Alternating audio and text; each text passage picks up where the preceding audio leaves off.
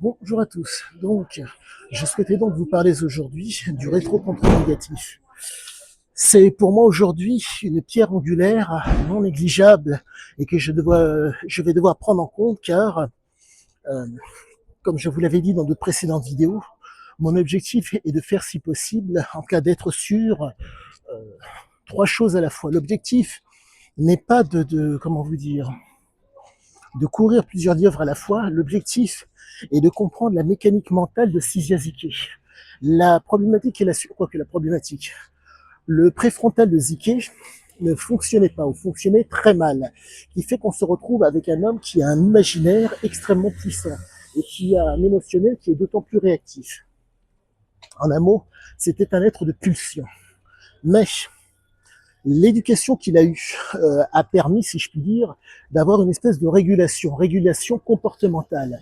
Au niveau physiologique et au niveau psychologique, c'était extrêmement difficile. Comprenez que les gènes de la mère et les gènes du père ont amené, si je puis dire, un espèce de sillon dans lequel il est rentré, il lui a été quasi impossible de sortir. D'un côté, les gènes de voyageur et de l'autre, des gènes de guerrier. Donc on se retrouve avec un homme qui va donc devoir, si je puis dire, jouer avec ses traumas. Les fameux traumas, entre autres, mais pas que, sont dus au père. Le père, si je puis dire, de par ses mots, MOT, lui a dit qu'on ne devient un homme que lorsqu'on a enculé un curé ou un flic, déjà d'une. Autre trauma qu'il a subi encore. Trauma, pardonnez-moi, dans la petite enfance, le père fumait le cannabis. Résultat, au niveau neurophysiologique, ce cher monsieur Ziké a été dans l'incapacité de pouvoir réfléchir. Il avait une capacité, je ne dirais pas hors norme, à savoir prendre les informations pour un raisonnement, mais pour une action. Nous sommes face à un homme qui, de par le fait qu'il a vu son père en action, son père qui, d'une certaine façon, lui a montré l'exemple. Il faut comprendre cette chose qui est fondamentale. On n'est pas face à... Il y a une adaptation, qu'on le veuille ou pas, une adaptation courte, moyenne, voire long-termiste, qui s'est faite. Et dans son cas, cette adaptation a amené un besoin de plaisir, pardonnez-moi, un besoin de désir qui est conséquent. La raison pour laquelle je vous dis désir et non plaisir, c'est que ce n'est pas l'objet, l'argent lui-même ou la matière, l'or qui le stimule, c'est tout ce qui va pouvoir en découler quand il les aura en sa possession. Ce n'est pas une possession d'ordre physique, c'est une possession d'ordre mental. En un mot, vous avez des gens, lorsqu'ils jouent, par exemple, lorsqu'ils gagnent quelque chose, se disent ah, voilà ce que je vais en faire ou qu'est-ce que je vais pouvoir en faire. Eh bien, Ziké, c'était exactement la même chose. Et dans son cas, au niveau du rétrocontrôle négatif, donc de la capacité, entre guillemets, après, si je puis dire, la première fois, à redonner du plaisir au même niveau, il lui fallait une espèce d'organisation. Son organisation était fonction chaque fois, et je dis bien chaque fois, de 4 éléments fondamentaux auxquels je ne peux en aucun cas, en tout cas que je ne peux pas négliger. Qui sont donc la réalité, la nature, la conscience et l'inconscient. Comprenez qu'il faisait en fonction de ce qu'il faisait face. Donc la présentation, la représentation et la simulation il fallait qu'elle soit adéquate pour pouvoir y arriver. Et force est de constater qu'il est arrivé à faire des choses, je dirais, proprement exceptionnelles, en partant de quasiment rien. Et la fameuse présentation, représentation et simulation, il était dans mesure de la projeter.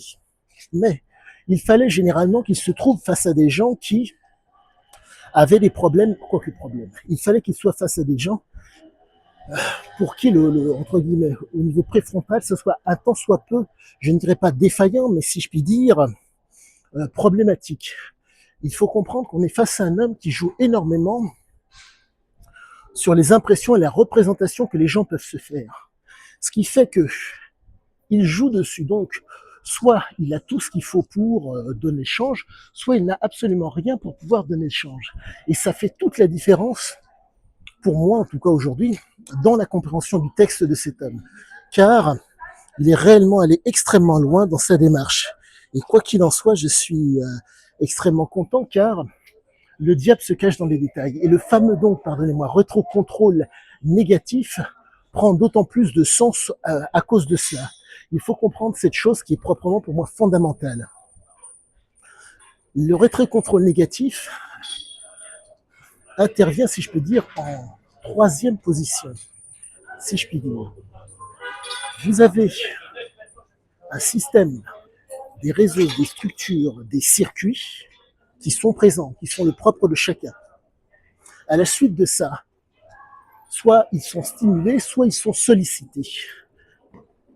Sollicitation deuxième, stimulation troisième. Et force est de constater qu'on est face à un type qui a fait en sorte que de rester dans la sollicitation et la stimulation négative. Comprenez que là où c'est dur, pénible, dangereux, et où il va pouvoir commander, c'est là où il se rend. On est face à un mec qui est un hors-la-loi. Donc il faut qu'il soit sollicité et stimulé par ce qu'il voit. Donc ça prend sens pour moi et ça prend forme d'autant plus. Et ça va me pousser et ça me pousse d'autant plus à devoir être d'autant plus fort pour ne pas lâcher. Car c'est, je dirais d'une certaine façon, un tant soit peu dur, car je me refuse catégoriquement, comme vous le savez, à la prise de substances.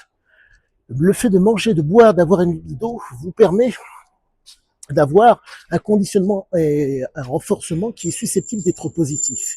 Dans son cas, le conditionnement et le renforcement ne pouvaient être que négatifs. Comprenez que la problématique, c'est que quand on prend des substances sur le long terme, le corps ne fonctionne plus normalement sans la fameuse substance. Ce qui fait que vous êtes dans l'obligation constamment soit d'avoir la substance, soit d'avoir le comportement adéquat. Donc on n'est pas face à une recherche matérielle de quelque chose, mais face à un désir. Pour que ça soit d'autant plus simple. Se contenter à un moment donné d'une certaine substance ne suffit pas. Il va falloir à tout prix, pardonnez-moi, varier la source des substances pour que ça fasse un tant soit peu d'effet. On est face à un type qui a fait vaille que vaille, qui a fait une vaille que vaille, qui a utilisé, sans pour autant le comprendre, son nerf tegmental ventral.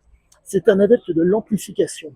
L'amplification chez cet homme, c'est que ce n'est pas le corps qui va être sollicité, quoique, mais ça va être, pardonnez-moi, l'amplification de l'air tegmental ventral et de la substance noire. L'une et l'autre permettent l'amplification, si je puis dire, lorsque l'on éprouve quelque chose. Et là, on est vraiment face à quelque chose qui, pour moi, est extrêmement puissant et extrêmement pertinent.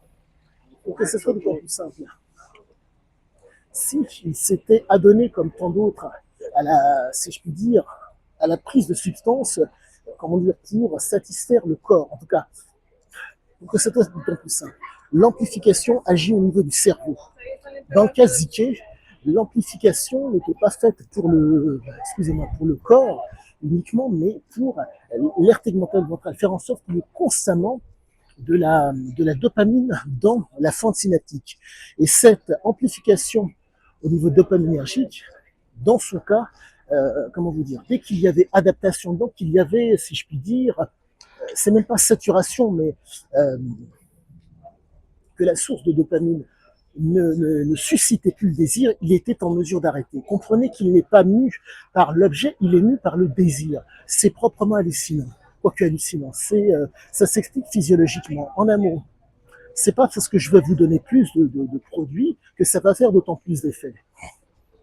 Arrive un moment donné où il y a une espèce de saturation, une espèce d'adaptation. Le produit ne fait plus effet. Et donc, la problématique dans son cas, c'est que le produit ne fait plus effet à cause des organes qui sont soit parfois défaillants, ou soit parce que, dans son cas, comme c'est son corps, il n'utilise pas son corps, en tout cas, il l'utilise en moindre quantité, l'amplification n'est plus présente. Ce qui le fait bouger, c'est l'amplification.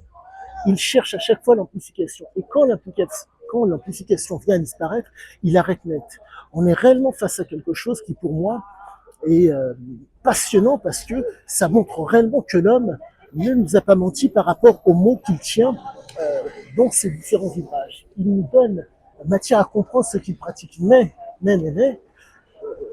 qui est incontournable et qui est impossible à négliger, il faut comprendre que la prise de substance permet de mentir avec, si je puis dire, comme un arracheur de dents, et de vous regarder droit dans les yeux comme si de rien n'était, pendant qu'il y a pendant que la personne vous induit en erreur, vous manipule, et comment vous dire, tient des propos, je ne dirais pas maintenant, comment dire, bref. Le fait de tricher, de mentir, d'induire en erreur, d'être de mauvaise foi, d'être un mauvais perdant, c'est d'autant plus simple pour ce genre de personnes qui cherchent vaille que vaille le désir, donc le plaisir. Enfin, c'est surtout le désir. Le plaisir, entre guillemets, oui, c'est extrêmement fugace. Et dès qu'ils ont atteint, si je puis dire, le paroxysme dans le plaisir, dans son cas, les effets s'estompent. Et si je puis dire, il y a une adaptation qui fait que, malgré qu'il va reprendre d'autant plus de choses, ça ne lui fera plus rien. Et il lui faudra repartir de zéro. Et sa grande force, si je puis dire, c'est entre autres d'être albanais et d'être gréco-syrien. On est réellement face à des gens qui ont des... C'est les gènes de voyageurs et les gènes de guerriers qui ont pris le pas. Donc, quoi qu'il en soit, je suis extrêmement content car plus j'avance dans la compréhension de l'homme, plus je vois ce qu'il pratique.